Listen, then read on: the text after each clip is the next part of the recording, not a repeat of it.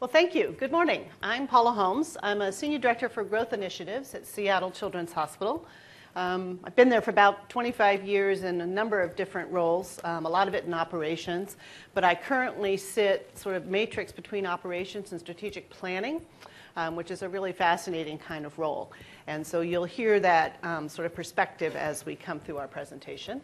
And this is? I'm Tim Grieb. I'm a data scientist working in surgical services, and I've been spent my whole career in healthcare, and this is kind of where I'm at now. So. Okay. So we'll start with a little Dilbert because, you know, we're all into Dilbert.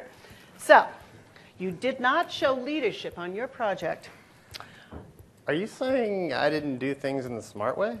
Leading is different than acting in the smartest way. So either I can do things the smart way, or I can be a leader like you then. Stop twisting things around. You need to be smart, and you need to show leadership. You can't expect your team to do what you want them to do just because it's the smartest path. So remind me which one of us hired these idiots? Uh-huh. And this is very much Tim's and my role throughout this project. So this conversation could have been replicated a number of times. So today we're going to talk about access. And access at Children's has been a journey trying to figure out what does it mean to have timely access to our outpatient services. And we can get into a lot of philosophy about what is access and how do you measure it. We're going to talk a little bit about that today. But mostly what we want to talk about is our journey about how to measure access and, more importantly, how to get it into the hands of our leaders so they could actually do something about it. So in 2010, we did our 5-year strategic plan, and access was one of the initiatives on that. Our goal by our CEO was 7 days, and 7 days was really meant immediate access, essentially. So by 2013, we kind of got stuck. We'd made some quick low-hanging improvements initially, you know, just by beginning to look at it, and then it wasn't moving anywhere. So we're going to talk to you a little bit about how we got unstuck. Is everybody clear on access, what that means? We mean access to our specialty clinics for new patients who are coming in and need an appointment. And that's measured by median days for all the patients by each department. And we'll talk a little bit more about that. Great. So after 3 years of spreadsheet monitoring, and we're going to show you this painful spreadsheet. As I said, our median days wait, as we measured it, was tapering off. The existing report was one-dimensional. You couldn't drill into it. You couldn't do anything with it. It came out every week, so you couldn't even do anything about it. Actually, it came out every month, so it was even less timely than that. So our goal was to produce one report that was able to be viewed by our executives so they could get a high-level roll-up perspective on what we were doing around our metric, which was a single metric for the entire organization, but also was drillable down to the provider level so that our service line leaders, our folks that run our practice plans, deal with deployment and such, could actually get a handle on where were the barriers to getting patients in. So what we did, we created this single source of access, and we created a feedback loop and some leader standard work, which we'll talk to you about. And this dashboard was incredibly successful. As soon as we made it go live, it was the highest used dashboard in our operations side of our business. And that's because people were just crying for this data because we were holding them accountable. And it was because we built a tool that really answered and gave them perspective on the whole issue. And it had awesome design too, right? Yeah, absolute awesome design. All right. So as we got into this problem, we sort of tried to say, well, what's going on and how are people responding to the current report? And you guys are familiar with this. If you push out a report, isn't this what you always hear? First one is the numbers are wrong. Don't care how you got them, where you got them from, they're wrong. Prove to me that that's the number. Well, we couldn't in our first report. Then there's I can play the game. I know how to make these numbers work the way I want because they're only measuring one thing, and I know how to influence that one thing. Or there's the executive response. Oh, okay, we'll just make everybody do 5% better. That should make it work. We don't know if it's going to move the needle, but let's take our best guess on that. And there's another one that says, no matter what I do, the needle doesn't move. So I'm just not going to do anything. And then the final one, and I'm supposed to be sharing this with Tim, but I'm doing all the I was going to let you run with it, though. Go for it. Well, I added capacity, so all our new patients are getting in, but now the surgeons are sitting around because we have all these new patients and we're blocked in the OR. So that was an issue as well. So how we got there. So we started by putting the right people together. And this is really important. I think that in organizations, we tend either to be the sort of single person that wants to know, and you kind of do your own kind of work, and then you get a little bit far down the line, and you invite somebody else to the table. But we did it differently here. We said we want all the stakeholders represented on this team in order to make sure we built it correctly from the beginning. And so what did that look like? That looked like me as a facilitator, because I didn't really have stakeholder interest in any particular part, so I could be Switzerland. We have, in our organization, we call them service lines, so you might think of them as specialty practices. So a service line representative, actually Jason Gio's out here in the back row there. Raise your hand, Jason. So Jason was one of our service line leaders, so if you want to hear the perspective of that, feel free to ask Jason afterwards. And he's my boss, so be nice to him. Then we had Tim, who not only was a knowledge management specialist, but actually what we did in our organization is we started decentralizing that expertise. So Tim started in our centralized knowledge management department, but then he got deployed out essentially under Jason. Jason was the first one to do this, and sits in our service lines. So he sits actually where the work happens. We call that in our lingo going to Gemba. So he sits in Gemba and actually can build things right there side by side with the providers, which was, I think, a great asset for this process. And then we had finance with us. We had QI with us. We just wanted to make sure we had all the folks. So here was our problem. This is a spreadsheet. It looks really pretty. It's got lots of colors on it. As I said, it came out once a month. So you got this, actually you got this, I think, a week after the month ended. So it was even less timely than that. It gave you one number. So it said if you're adolescent medicine and you're in Bellevue, that's what our BCSC is clinic. If you go all the way over to the right, it's going to tell you that your access days was 12 by month to date in July. But you couldn't know what that 12 was. You didn't know which providers were involved in that. You didn't understand where that 12 came from. If you were Adolescent Federal Way and you saw 29, you couldn't figure out what's the difference between Federal Way and Bellevue. I can't understand that. So there was not enough detail. There wasn't any detail to tell you. You couldn't test improvements. If you tried to do something, you had at least a 6-week lag to know whether it made a difference. So that was problematic. You could easily misinterpret it. There weren't any definitions anywhere on this document. It was difficult to see trends because you can imagine by the time you got 12 months, it was 11 by 17 and folded up 15 times. High risk of error, this was actually was pushed out by an admin who actually copied and pasted from about 4 other spreadsheets to put it together. So highly risk for error. And it was only one view of access. It was simply median days wait. It wasn't anything else. So we're going to talk about what else needs to be there in just a minute. So as we launched into this project, it occurred to me I should probably go back and look at how we'd been doing things in the past and copy as much as I could forward for the group. And when I did that, I found there was actually 16 reports, and I have no idea what any of them mean. But you notice the words access new patient clinic by show up a lot. Yeah, I think, let's see. I think the one we were using was new, with the 6th one down, new patient clinic by provider median days with prompts.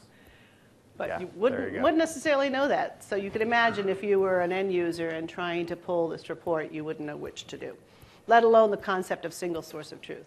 And you could tell by how much it's been sliced and diced that it wasn't giving the users what they needed. So, are you sure the data you gave me is correct? I've been giving you incorrect data for years, and this is the first time you've asked. What? I said the data's totally accurate. And that's where we were. Everyone believed this spreadsheet was the source of truth, and it actually had quite a bit of error in it. So how do we do our work? At Seattle Children's, we've been on what we call continuous process improvement, our Toyota Way lean journey now for almost 9 years. And so that's an important framework to understand as we move forward with this work, because the concepts of CPI are relatively simple, but important that you stick to them. So chartering the work is the first concept. So anytime we pull a team together, we charter their work.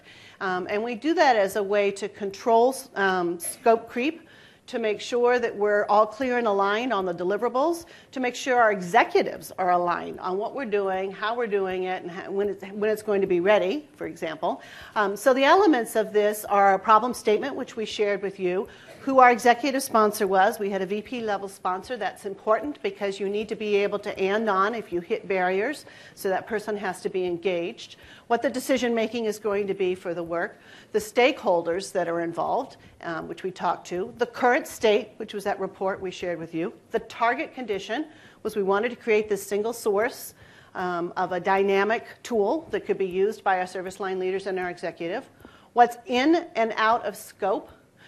So when we first came to this, everybody wanted 15 different measures of access. And we had to really spend some time saying, what are we going to be able to do? We want to make sure that we get this out and in front of people. We had a 6-month, I think, was our goal. Yeah.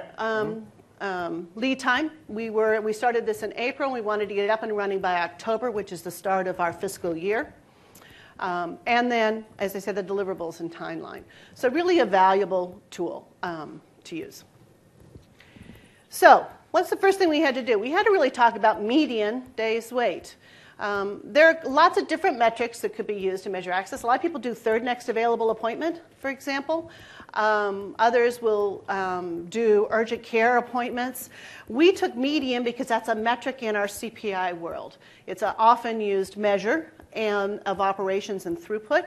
And so our president at the time said, let's go with median. Well, what was interesting about that is while he had a good understanding of median, I'm not sure everybody else did. So what the first thing we discovered as we were talking to our stakeholders, and particularly talking to our executives, is the reason the metric wasn't moving is because they kept implementing strategies that were about moving averages. So that, to me, that means like if you're looking at averages, you want to focus on high and low outliers. Medians, like it says, really focus around the middle, like right around the middle. Like how do you get from 13 days to 10 or whatever? Right. So we put together this little table. This is what our finance analyst did. It was great, so that we could actually test it. So we put it in front of our leadership, and we said, let's show you. So what you're seeing here is the first column that says goal in blue was kind of where we were thinking about wanting to say what our goal was for fiscal year 14, this last year. And then we showed them, okay, so if you want to make that goal of 12 median days, what do you need to do? And so we showed them, you know what? If you make everybody 0 who's up there at 50, 60, 70, 80 days, it's great. It'll move your average down, won't move your median at all. What if you moved everybody who's lower than your median and said, okay, let's get them all to 0. Let's get immediate access for all of those. That should do it. Nope, didn't do it either. So we showed them if you really want to keep driving that metric down, you need to focus on everybody that's hovering right around that metric. So that really sort of narrowed a little bit of our focus. And it isn't that we only focused on these service lines, but we helped our leadership understand you really have to understand the nuance of the data in order to make sure that what you're implementing and your operational improvements are going to make a difference. Second thing we did, and I'll tee this up and then you can speak through it, is we had to do a lot of trust building in the data. You remember that swirl where the very first thing that everyone said was the data's wrong. And they were right. Some of the data was wrong. So we had to go back and compare the old report and the new report and help people understand why the new report's numbers were different and that they were indeed the correct numbers. And the tool that we used was something that Tim put together, which was phenomenal. It was something that I was able to use to take up to my executive level and help them understand. Yeah, I put that line down there, English language summary. That was kind of tongue-in-cheek. It was meant to be between Paula and I, and she forwarded it to a bunch of people. So here you go. Here it is here on the slide. But the problem was we had two different data sources where we had a very similar number of visits, but the median was coming out a little bit differently. And so the question is, well, how could 5 visits cause the median to change by a day, right? Seems weird. But when I dug a little bit deeper, I found out, there's 43 in one and 38 in the other that don't match. But when you net them, it nets to 5. And so that's more, so that's what drove median. And then the rest of the language beneath that just describes that in English and hopefully something like English. And then that becomes a tool for people to read who aren't technical people. So it's important to talk to non-technical people in non-technical ways. And that's one of the things that helped get us through this. That was hugely important. And that English language thing was definitely helpful. So this was our process. Like it would be a lie to say I sat down or we sat down or we had a plan at any point to go through it like this. But at the end of the day, this is kind of how it came out. At the very start of the project, it was kind of a free-for-all. We were in a conference room together, and different people had different ideas. Like Paula said, everybody had 14 different ideas about what they wanted to look at. And I just kind of sat and listened and took some notes and commonalities. And so we had a couple of meetings like that where we kind of brainstormed and got some basic specs. And then my job was to go back and start to think about, okay, if I wanted to find this, where would I find it? And I didn't care much about where it came from at this point. I just focused on, okay, that's in Clarity. Okay, this is over in the documentation system. This is here. This is there. And I'm just going to put it in one place for the purpose of showing people prototypes that they could continue to work on while I worked on the back-end piece, which is getting the EDW set up. So the Tableau test was our prototype. And then kind of at the same time, I went back to our EDW team and I said, hey, this group is thinking about this metric and that metric and this metric. And I kind of launched that at the same time because it was had a longer lead time and I didn't want to hold up the whole thing. So so once they got those in, I had to rewrite all the queries because they were coming from a different source. And then it turned out that the best way to move the dashboard was actually to rewrite it, or start from scratch, not to copy things over. But having done it once, the second time was a lot easier. Then we did some pre-rollout editing and tweaks with a kind of a mid-range UAT group, user acceptance testing group, and then we finally, when we went live, it was automated. I have to update my password once every 90 days, and it usually breaks then. But that's the 1%. But yeah, so that was kind of the process that we went through, and I suspect if we do this again, we'll go through a similar process.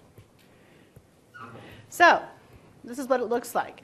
What we're going to do is going to take you through how we decided what to put on the dashboard and sort of the elements of it, and then we're actually going to, then Tim will actually pull the dashboard up, demo it for you, and then we'll have a sort of Q&A piece.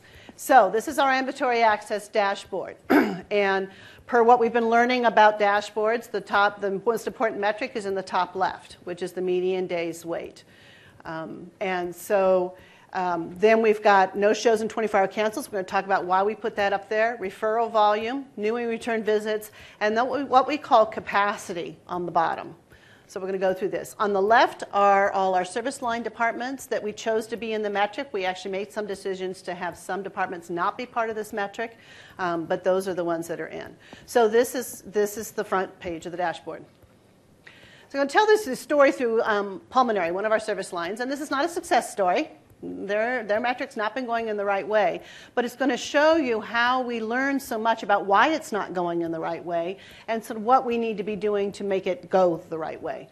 So our pulmonary access, and you can't quite see this, but if you see the fiscal year to date is 21 days, and you see that they were up to 30 in May and hovering around 27 in August. So they actually were down around 14, 15 days when we started. And they were down around 22 days when we started, and their goal was we wanted them to get to 22, to stay at 22. Our organizational goal is 12. This was not one of the departments we were going to drive down to 12, remember, because they were way above 12. So we wanted them to just keep steady and keep improving. On this chart is also our fourth quarter median days wait for this department. This is, and I'm sort of embarrassed to say this, we decided as an organization to measure this goal in the fourth quarter of our year. Does anybody else do that? Choose to only measure something in the last quarter of a fiscal year? It's an interesting thing because it drives a different kind of work. You can imagine. Kind of lazy, kind of lackadaisical first part, and then it revs up starting halfway through the year, and then all of a sudden the fourth quarter, it's a major push. So it's in hindsight, we're going to keep influencing. That's not the way we do it, but this is. So we wanted to make sure that people saw what was happening in the fourth quarter alone, not just fiscal year to date. So that's why you see this sort of big, bold fiscal year 14, fourth quarter, median days wait. So what's the story here? So this is a service line that lost a very seasoned provider in April. And so you can see that immediately what happened is their access went up, and quite a bit. And that's access, by the way. What did I say? Sounded like something else? Okay. Access. There we go. Is that better? So their access went immediately up. Okay. Their referral were up pretty high, so this was a department that got about 1,000 a month. They actually had a little bit of drop in referrals because when the seasoned provider left, people who wanted to specifically see this provider chose not to come to us, so you see a little bit of dip over the summer, but then they're starting to pick back up. So their demand stayed pretty steady. No-shows and cancels. We're showing people a lot of correlation. I mean, somewhat intuitive around the correlation between no-show and cancellations and access, but sometimes you have to really put it in front of people. So what you're seeing here is that normally this department has about a 9-10% no-show rate, which is kind of standard for us. Some of our departments are 4%, some of ours are way up. But they were hovering around 9%. And then we also put cancellation rate because this is telling us between no-shows and cancels, these are 24-hour cancels, it tells us what kind of capacity we have in the day that we're not doing anything about. Okay? So you can see that what happened here, that as the people got sort of wind of this provider being gone, remember that access went up. I'm sorry. Got a question. You have a question? I was wondering about cancellations. Did that include the doc who left and the cancellations due to that? No, it did not, because in this case we knew the doc was leaving. We didn't get them replaced in time, but we had closed their schedule. So good question. So you do see, though, that the no-shows start creeping up. Well, why do the no-shows start creeping up as access creeps up? Anybody know? They get a different appointment with someone else? Well, they get a different appointment with someone else that they don't want to see, or the appointment is further out because we don't have capacity, and they're families. And so if you try to get them to if they're scheduling 2 or 3 months out from when they wanted the appointment, life happens. And they don't always think about calling us back and saying, whoops, life happened. So we really understand that tighter access, getting people in sooner, locks them into that appointment much better than it does if we actually have them scheduling further out. So you can actually see that happening on this slide. New and return visits. We look at this because this is a way to game the system, honestly. So you can bring on a new provider, you can give them all new visits, and your access is going to look terrific. But all of a sudden, you're eroding this ratio, and all your return patients can't get in. So this is a problem, particularly for medical specialties. So we put this up there so people can watch and make sure.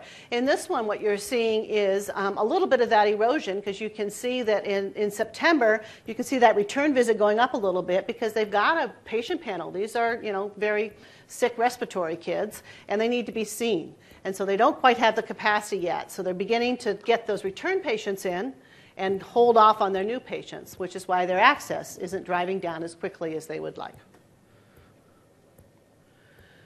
slot utilization. This is probably the most complicated table we put up here. But the intent of this table was to try to give some idea of capacity. I'm sure many of you are put in the position of someone saying, well, what's our capacity? How many appointments can we do? It's very difficult to measure. But this is a way that we brought it together. Do you want to explain this, Tim? Yeah, so the teal bar, is that teal? That's the number of slots that are available in the pulmonary access, or I shouldn't say slots, minutes that are available. Visits. It is visits. Visits. That are available in the pulmonary access department. The light blue bar is the new visits that were done during that period. The dark blue is the established. And then the gray and the purple are the cancels and no-shows. So those represent capacity that went unused. And you can see by looking at the chart, it's looking both backwards and forwards. So it gives us kind of a little bit of a chance to plan in advance. But we're still, that's kind of a version 2 thing. So, but where we're headed. So how you look at this is you can see that provider, remember I said, left at the end of April. So you look in May, the total capacity went down from about 1,000 to a little over 800. Okay, so that's that teal bar.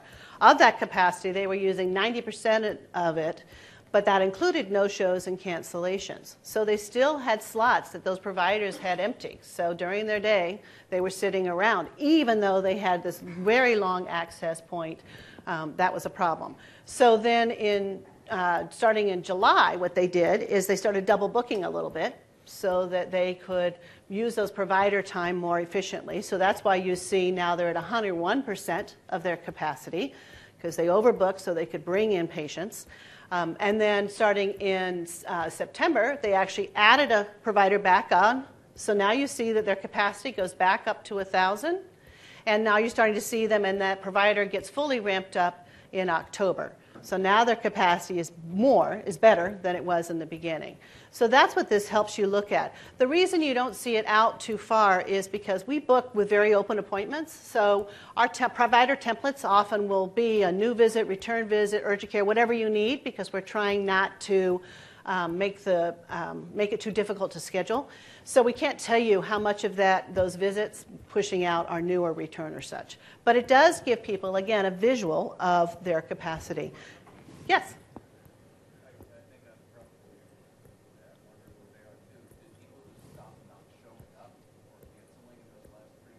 No, so that's moving forward. So September we're still in. So this is projection. So we can't see the no-shows and cancels in that.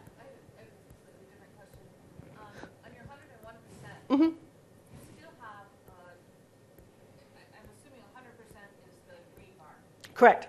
So you had a fairly sizable no-show cancellation. We did. So you didn't really use 101% of your time. No, we scheduled 101%. So this is scheduled time. So what you're looking at here, the total would be scheduled, and then the blue, the two blues, the light blue and the dark blue, would be what actually was completed. So you are correct, and I stand corrected. We scheduled 101%. We actually did not show that much, and we don't actually have that many service lines that are able to have their completed visits at 100%, as you can understand, because you need a little bit of wiggle room in there, but. And the point in putting those purple and gray bars on there and not reporting the lower percent is so that clinic managers would see, capacity lies in the patients who don't show up. So. Right. So if I'm looking at this from a utilization point of view, right, you're trying to maximize the utilization of your resources, right? Right. So what did you do in July and August that enables you to maximize these resources? It looks to me like the airline model. Mm-hmm. Where you're overbooking your Yeah. capacity, plus because you know the percentage of workload is going to basically at least a couple of days, not more, on the plane. Correct. So therefore, if you use that, what you did in July and August should meet your goals of the entire exercise. Right, so I was remembering that I'm supposed to restate the question. So the question is, this looks like the airline model, and why don't you just sort of constantly overbook in order to meet your capacity, I think is sort of what you're asking. And the problem with that is you burn out your providers. So you have a few chits, as Jason can tell, that you can cash in. And so you can say to a nurse practitioner, I need you to do an extra clinic this week in order to, because we've got this huge backlog. Or you can say to another provider, I'm going to put 2 extra patients in your schedule because generally 2 don't show. You're not going to be too busy. But those are risky things. And so your trust with your provider means that sometimes you can do that for a short period of time when you have a capacity issue like this. So when a provider leaves, or when you're trying to do a real hard push on access to see if you can move that needle, but it isn't sustainable over the long run. Yep. So that's what happened in July and August. You can't go back and say some other method change, simply Right. administrative, whatever. Well, yeah, this was simply looking at that no-show and cancel rate and saying, we've got some opportunity here. And actually, a lot of times the providers will come back to us and say, well, yeah, that validates the fact that I went to that clinic and I only had 6 out of my 10 patients that day. And so you're telling me that I need to work harder and you're not filling my schedule. So it becomes back a burden on us to fill the schedule. Yep. So this is sort of a compromise. The other thing is that makes that hard to do is that patients are expecting to see a certain provider, and you can't just switch them on the day of their appointment. So, you actually have to do it at the provider level if you're gonna overbook people. And when their block is 5 appointments or 8 appointments, how do you add 5%? It's that round number thing. It's just kind of hard to do. Yeah. But I think the positive about this is it does show them that those efforts increase their capacity. So that's part of the reinforcement that this dashboard gives them. So the other thing that we put into this dashboard is it's one thing to be looking at each individual service line and understanding what's going on at their level, and that's what we expect of our service line leaders like Jason, that he understands what's happening in his particular areas and can articulate that. But we also want to see how we're moving as a whole and what we need to do to move that goal as a whole, as a roll-up. And so this is a tab that we actually just added 4 months ago. Yeah, something like that. Because this was part of our lessons learning about how can we shape and form this data in a way that makes a difference. And so this is how we wanted to make sure, particularly our executives, understood what it was going to take to move the needle. So if you start in the upper left corner there, new appointments below goal, compliance with the goal is 47.2. Of course, if you know medians, if you hit 50%, you're hitting your goal. Above goal, that's just the number of appointments that were booked above the goal, and then the total number of appointments that would have to have gone from above the goal to below the goal in order to bring the median down to where we want to see it. And those are all defined on the right there. I'll get into, when I demo the dashboard in a minute, I'll show you kind of why this is an important and different way to look at it. But essentially, what we're trying to do is find those 361 visits from somewhere in this list of departments here. And so the red bars are the appointments booked beyond our median days wait goal, and the green bars is the number of appointments booked below that, and a percent with each one. So. It's an interesting contrast, but I'll show it when we get to the dashboard itself. So what you're seeing here, for example, if you look at the first one, orthopedic clinic, and so you can see that they're booking 61% of their appointments are below 12 days. They're actually one of our leaders in their access, but they still have 38% of their appointments are above 12 days. And so now it's about understanding what's going on in that 38% and how could we drive those down. Even if we drove them down 1 day, that's a big department, and we could actually make a big deal. You can't see the light on the top actually is the number of appointments. So you can see that 38% represents almost 600 appointments. So imagine if we could take half of those, drive them down a day, there's our 300 appointments that we need to change and move down in order to change our median. So this allowed us to focus on specific areas. This view really came out of, I was thinking about if I was a manager, how would I know how to fix the problem, right? What's the 80-20? Like, where do you focus your effort? Because this is a big problem that lots of visits, lots of clinics, lots of managers. And so this was a way to look at, we can get the most bang for our buck by doing focused efforts in a few departments rather than organization-wide. So that's what drove the design. One of the other efforts that was really important in this is that we documented all the definitions and all the equations. And those of you who know, this is probably the hardest thing in an organization. Where do you put these? How do you reference them? How do you make sure people have a common understanding of what you're doing? So this is actually a tab in the dashboard. And so it helps us in English language, again, explain to people exactly how we got to the number that we got to. Helpful if you're trying to replicate it in some other dashboard. Helpful if you're a leader trying to make sure you understand what we excluded. That's always important to know. And we also talked about where it came from. Where's the data? So if you're questioning the data, where's the source that you need to go back to look and see it? So this has become actually a standard that we're implementing in all of our dashboards. It's really been effective. We tried to have the layout match the dashboard itself. So if you were looking at a certain chart on the dashboard, the box here would be in roughly the same place, which it's hard to see, not side by side, but I'll show you in a minute. So the last body of work we did with this was, we don't want a pretty dashboard. The whole point of the dashboard is that people actually do something with it. So we're I think our journey at Children's is a good one, and many of our leaders are beginning to dabble in Tableau. We have some Tableau experts like Jason, who's sort of the leader of the pack, but we have many that just have read access and kind of know how to go up there and look at something but don't know what to do with it. Then we have, honestly, some of our executive leaders who are not Tableau users at all, and they need it pushed out to them in a nice little PDF that they can print because they're still working off of printed reports. So what happens with this is each week, one of our admins pushes out to the large body of stakeholders this email, and the email points them immediately to where we are on the goal. It gives them a snapshot of the dashboard, so they have it in their hand, and then it has a link right there. So all you have to do is go right there, link, and you get to the dashboard.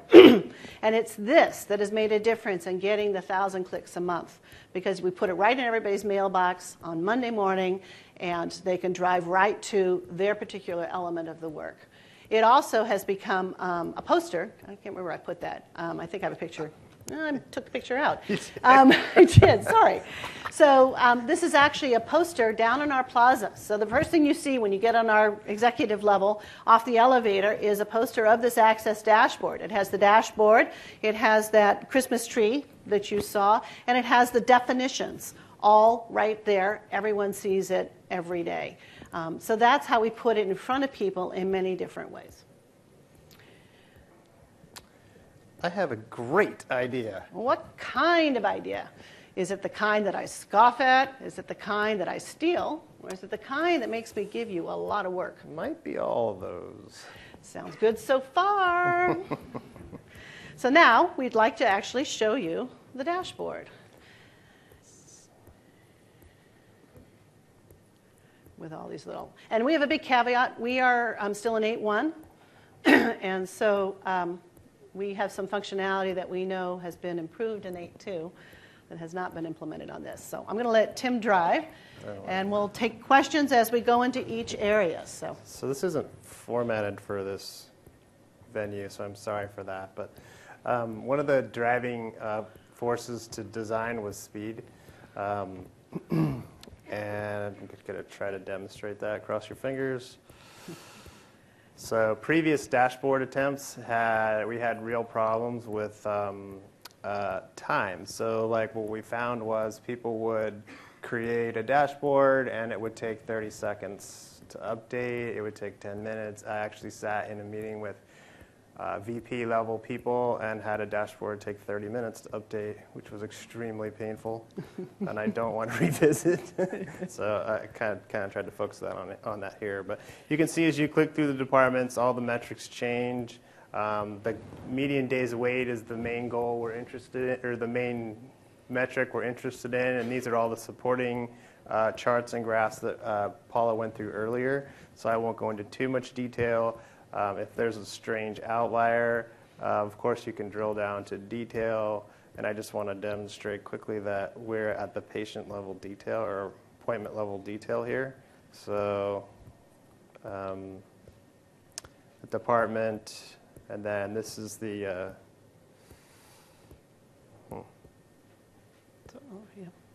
well, anyway, you get the idea. I think I took the times off, but yeah. So the value of that is actually that you can go down and say, okay, well, what is my appointment spread? And you can see your outliers. You can see exactly who they're appointed with, what day. You can get actually what we call the encounter number, which takes you to the appointment detail. You can go in there and you can look at the scheduler note and say, why did this appointment get scheduled out 38 days? What was leading into that? Was it a patient choice? Was it a provider issue? Did we just mess up in the way we were appointing it? So it really gives you the level of tool you need to improve your operations. So this is ortho. I said I was going to come back to this earlier. Their department goal, you can see here, is 6 days, and the organizational goal is 12. So there really was the thought was there was no real reason to manage this department because they're doing great, you know. But that's managing by averages, not by medians. So when you come to this, did I lose my tabs? Oh, here they are. When we look back over at this other chart, and this is an older version of Second one. Oh, yeah. This is an older version of Tableau, so this is about a year old, so now I would probably use one filter and not one for each page, but we can focus in on ortho. And like I was saying earlier, we have our 323 appointments we need to move down, and orthos has 600. If we could just move half of those visits in that one department down, we'd meet our goal, you know. And so, again, managing to median, managing to average are just totally different things and require different thinking. Some of these other charts and graphs in here, they were things we put in here to help transition people from the old report to the new report. People were used to looking at the numbers weekly, and so we formatted it a little bit differently, but up here we're looking at it by week, by month, by year, and that's just more what people were used to looking at, and it helped us get people to adopt the tool. Question? Yeah, I'm looking at the median and moving things from one side to the other, and thinking about what you were saying earlier about how the stakeholders were thinking in terms of mean instead of median. Yeah.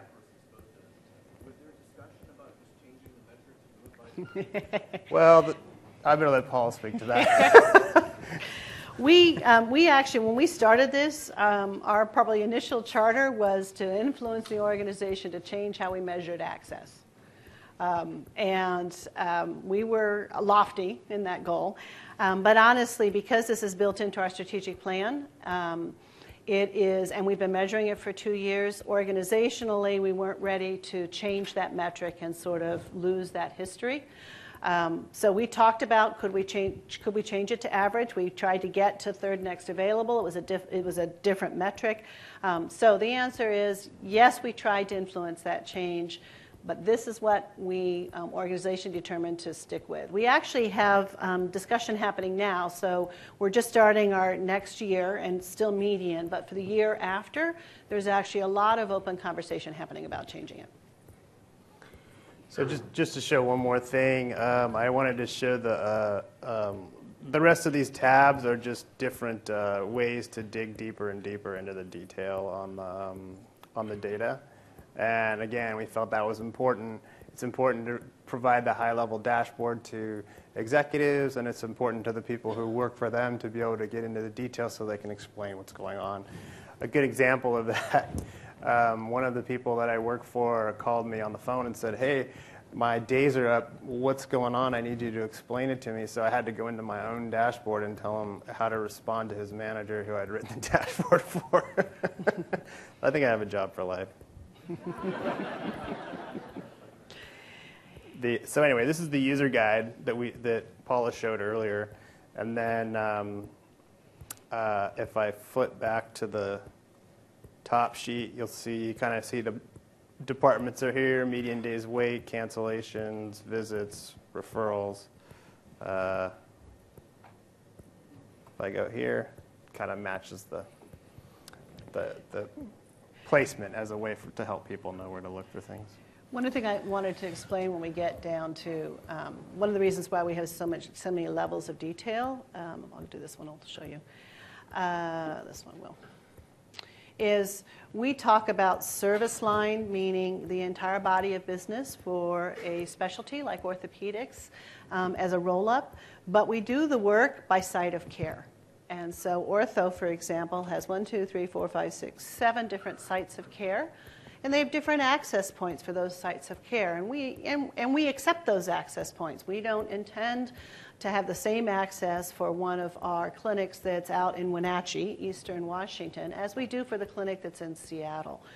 So it's important that we're able to show those nuances, but it makes it very complex. So we focus the dashboard on the overall roll-up, but gave people the details so they could do the work at the local level. Yes, question? How long has Seattle Children's used Tableau? Did you use it just for this, or have you used it other places and decided to use it, and do you publish it? So do you want to speak about our journey a little bit? Yeah, actually the people who got Tableau into Children's Hospital are both in the room today. It's Jason and Ted Corbett back here. And that was about 4 years ago, I believe. I've been working with it intensely for about 3 of those years. Yeah. Did that answer your question? Yes. Okay. In the back on the orange shirt? Yeah, I got a couple of questions. This session was about how all of this data impacted your executive. Uh-huh. What was the upside of everything that you did? Did you get more buy-in? Were you able to... Well, we're measuring the fourth quarter, and we're halfway through it right now. Before everybody leaves, I'd like to put up this slide for feedback. If you wouldn't mind giving us feedback, it would be nice. I'll put the email addresses back up in a second. So the question was, how has this really influenced our executives? And honestly, what it's done mostly is help them understand the influencers to access. And so as we talk about whether we are meeting the goal, it helps drive the work. So, for example, all of this helped us understand where we have capacity gaps, and it really came down in many places to providers. So we did a large financial initiative to add providers to those service lines where capacity was clearly skyrocketing because demand was high and they didn't have enough capacity. But having done that, those same service lines also are required to decrease their no-shows and cancellation rate, to do some of that operational improvements to make sure that providers are being as productive as possible. So you don't just get more capacity. You have to drive other metrics in the right direction in order to use that capacity to its best ability. We are right now, I think we're hovering around 13 or 12 days. We started at 14 at the beginning of the year. Our goal was 12. Will we make it? Hard to say. We got 2 more weeks. There's a lot of flurry of activity going on to try to get there. But mostly what this has done is influenced what the goal is. So the goal next year is 12 days going down to 11. But the methods that we're doing it are driven by the work that we've learned here. So that's where it's improved. Oh, we should take a question from someone else. I'm sorry. We can talk afterwards, though. Is anyone else? So with good insight and good visuals, obviously it leads to more questions and more requests. How do you manage the influx of deeper insights from other dashboards, and how do you manage the enhancements to the existing dashboards you have now? So the question is, how do we the fact that this opens up the opportunity and generates more questions, how do we handle that increased request? So that's a good question. A couple different ways. We, as Tim says, he's got a job for life, but that's nice of Jason, who's got other work for him to do that lets him still do this. But what it does is it gets our stakeholders a better understanding of data, so they're driving the requests for more data and data in the right way, so it's helping us, our organization, make the right decisions about investing in our data resources, both from our knowledge management resource as well as the cost to get our enterprise data warehouse up and running. The second thing we're doing is we've actually started an analytics center of excellence out of our KM. And so what that is that's a way for us to continue to train people that are distributed out in the tools so that they can actually go out and build their own dashboards and access the data warehouse directly so that we're not dependent on that limited resource in order to be able to do it. So those are really the 2 ways. Question? Has there been any drive to provide this data at the level provided? Has it been drive at the provider level provider? Yes, there has. And we actually can drill down to provider level, but only in more of a data dump perspective. We are, you want to answer that? Yeah, I'd answer that differently. Yes, there has been. There's been selected opportunities for people to look at that detail, but it is also could incite riot. So we kind of keep it on the, like I don't want to be murdered on the way to my car at night, so. So I think the answer to that is it would be another dashboard, because you're talking about provider productivity now. And so you want to put RVUs on it. You want to put their OR hit rates. You want to put all those things that from a provider perspective play into their capacity to do this, which is just outpatient visits, one small thing of what they do. So that is phase 2. We'd love to do that. We're actually working to try to get there, because that's where we need to really get the providers engaged.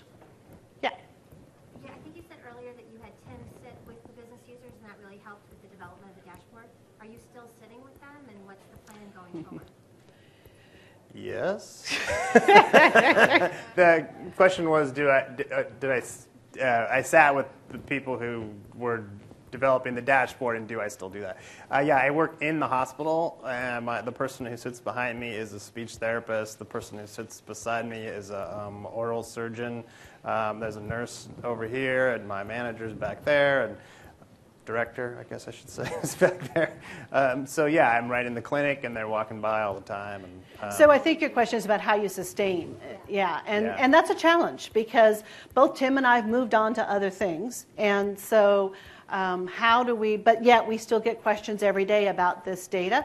We don't have a good answer, honestly, as an organization. That sustaining of dashboards and who maintains them and how do you deal with those enhancements, we're still on our baby journey. I don't know, Jason, you have any thoughts on that? Yeah, well, I think one of the key points kind of earlier was that this dashboard moved the organization from basically having almost no data to having that Excel sheet that was very little information sent out once a month to having this available all the time. And so all the managers involved, when you go from nothing to something that's actually very useful, it creates quite a positive energy. So I think we're taking a bunch of steps, and I think at least in the short term, people are still in the honeymoon phase of actually having a lot of information to validate over what's the strategy or to not validate. So I think we're still in the honeymoon phase. Yep. Yeah. I think you had your hand up. So you showed a slide, and it was basically, I would think it was a project schedule. It's like you basically said, and we started redesigning, and then we did. Yeah, I blew through that pretty fast, didn't I? So I didn't know if we could ask questions, so I waited until. Yeah, that's fine. I was trying to find that slide. I want to know, like, what was your timeline for that, and how was it to actually get into a rollout, and then what was the time frame for the rollout, and the number of people involved. I think that's really important for people like us that are trying to figure out how to do this in a way that will build acceptance and make sure that they're doing it right. I think the project from start to finish was under 6 months, and our rollout period, it was really up, and it was at full speed within a month. So, and I think the reason for that, and Paula might be able to speak more to this, but is that it was really well aligned with organizational goals that everybody was used to watching. So there was just a lot of buy-in at the top, in the middle, at the bottom. Everybody knows this is important, and like Jason said, people went from a tool that really couldn't help them manage the work that they needed to do to a tool that did, and that sells itself. So I think the other piece is we didn't put the time in this. We should have probably put the time in it.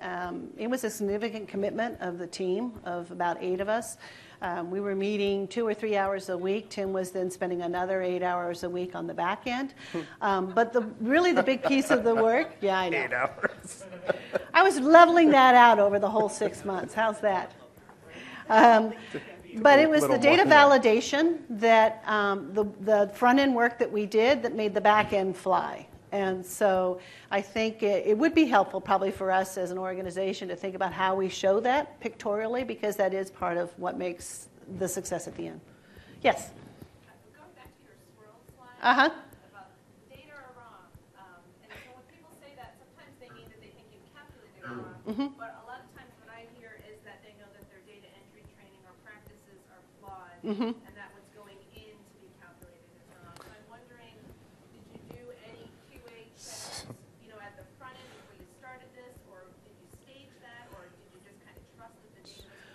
None of that. Some of it, but you want to answer something. I really want to answer this question. I started working in healthcare in 1995, and I've been hearing that the whole time. Like everywhere I work, I hear that, right? And what I try to remind people is that, yes, the data's wrong, but how wrong is it? You know? Yeah, there's data entry errors, but is it 30% wrong? Is it 3% wrong? If it's 97% right, can't we use it? You know? Or can we not? Because sometimes that's not enough. But it depends on, you know, what you're trying to do. And what was the other part of your question? I just wanted to know if you did, before you rolled out these dashboards based on this information, did you do any quality checks on the information before rolling it out? Yes. Well, the other thing I did when we were building this is when I got suggestions from, oh, can we add this metric and that metric, I went back to the current source of that metric and I copied the logic. I reverse engineered the other reports into this so that the numbers tied front to, you know, before and after. So in our CPI world, you're going for an improvement level. You're going for fast improvements, so you have to live with some of that churn. So an example of that is, and I'll see if I can explain this because we spent a lot of time on it, but when you're measuring an appointment, the median days wait, you're measuring from the time the patient calls you to when. That appointment could change 5 times, right? The first date you give them, and then let's say, oh, you made a scheduling error, so now you fixed that, that moved the appointment, and then the parent called you up and said they wanted to move it out a little way, so that changed the appointment. Then you got one of your providers to do an extra clinic, so you actually called that parent up and said, hey, we can see you 3 months earlier.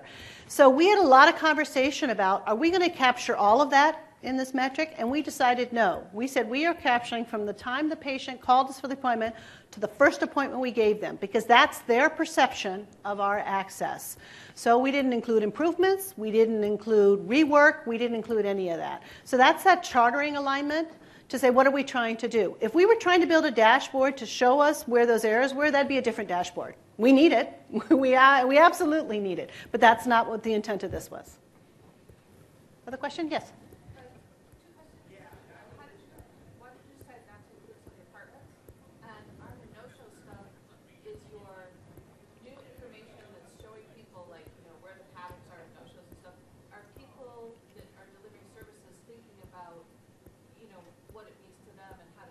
What they know about their patients and fixing that. Like, is the data inspiring right on that stuff as well? Yes. So your first question was departments. So we made some decisions for some departments. I'll give an example. Dental. We decided we really aren't in the business of providing dental access for all of Washington State. That's not our core service. We provide dental to support craniofacial predominantly. So we did not put an access metric into them because we will never meet people's desire for capacity. Psych was another service. We just will never meet that demand, and we'll never have that capacity. So those are the ones we decided to take out. But everybody else was fair game, even if they had a good reason. Some of our service lines would say, craniofacial is one of these. I will intentionally book someone out 4 months later because that baby calls me up because they have a craniostenosis need, but we don't do the repair until they're 4 months old. So I intentionally book out.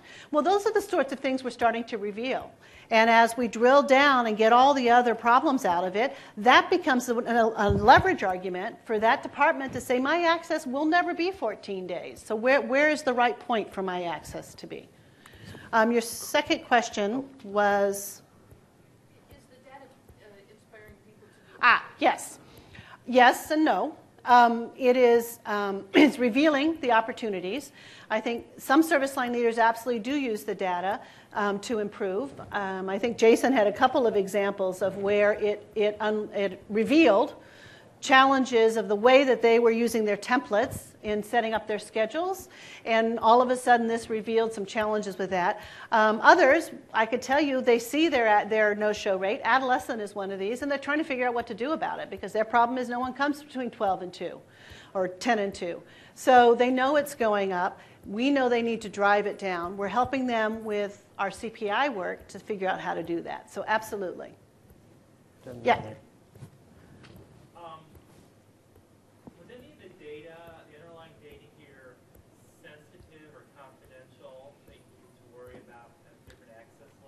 Not today. Even not the presentation in the actual dashboard. Do you not want Dr. A to see doctors? Honestly, the drill down to get to the provider level is probably beyond most of our providers, so we didn't worry too much about that. And all of our managers can see that level of detail. It would take a lot to go down and then build it back up to compare provider A to provider B, as we've currently done it. But that is why that dashboard request around provider perspective is a different dashboard. So we need to wrap it up. I'm sorry, but We'll stand outside. We'll be happy to answer questions. And we're available by email if you'd like to contact us too. Thank you you. for coming.